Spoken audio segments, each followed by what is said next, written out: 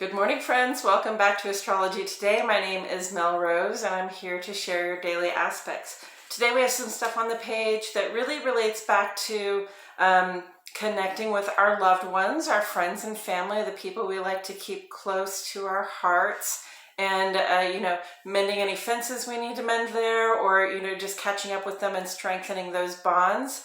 And also, I want to say, look out for your loved ones to see if they're carrying too much of a load, okay? If there's a burden in their life, if they have, taken a set of accomplishments so far that it's weighing them down at this point, let's have a little conversation with them and see what we can do to help them sort of lighten their load.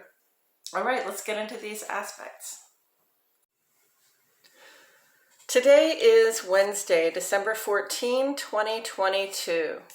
The months go by so quickly, don't they? Here we are in the final 10 days of the sun's transit in Sagittarius. Here's the sun on the chart today. The final 10 days of the sun's demise, for after the solstice, it begins its return. Sun equates to the individual's sense of purpose and acceptance in the world. And while in Sagittarius, our sun converses with Jupiter. Jupiter is more a part of our management team than a specifically individual way of being. It encourages us to strive for more in our lives, to imagine ourselves more educated, more experienced, and therefore capable of doing more for ourselves. It offers good fortune in proportion to what we're willing to contribute to our progress. And in Sagittarius, this comes out in terms of exploration, honesty, and generosity of spirit. 'Tis the season, friends.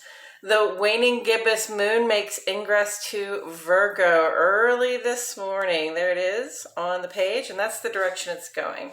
Moon in Virgo is a time when we become meticulous stewards of the heart and home, perfect for the waning gibbous moon, since we are sorting, assessing, and setting aside things in the interest of not allowing the stuff we don't need to clutter up our creative bubbles. Mutable fire and mutable earth, friends. Optimism and a particular reasoning can help us tie up loose ends or burn bridges. Today we take the current aspects as they arise, and we begin on the moon side of the page, where we think about how it feels to be us and who we are when we're at home among the people we keep close. I missed the void of course entirely, friends. It started yesterday around 11 a.m. and it finishes up early this morning at 2:45 Central Standard Time, friends, when the moon moves into Virgo. Moon in Virgo is a time when we become more sensitive and prone to analysis.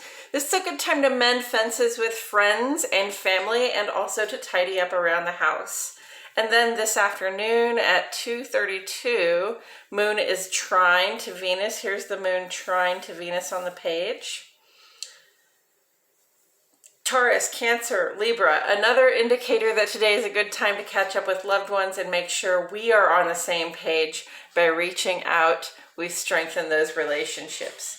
And this brings us to the sun side of the page, where and how we shine when we are out in the world and what our sense of purpose is telling us. Sun perfects a square to Neptune this morning at 11:10 a.m. Leo and Pisces.